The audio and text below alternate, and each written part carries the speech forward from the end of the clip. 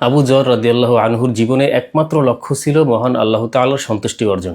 তিনি জানতেন দুনিয়ার প্রশংসা বা জনপ্রিয়তা ক্ষণস্থায়ী, কিন্তু আল্লাহ তাআলার নিকট ভালোবাসা এটা হলো চিরস্থায়ী। তাই তিনি জনপ্রিয়তা চাননি, অনুসারী চাননি, এমনকি সংখ্যাটাও তিনি চাননি।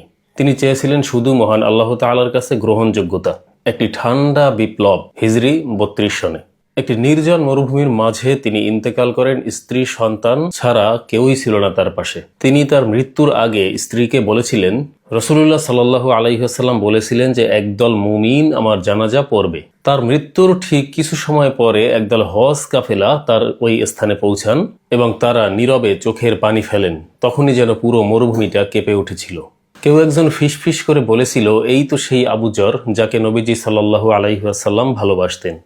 এটা এমন একজন মানুষের বিদায় যার হৃদয়ে নীরব ছিল পুরো আসমান, থেমে গিয়েছিল পুরো দুনিয়ার ইতিহাস।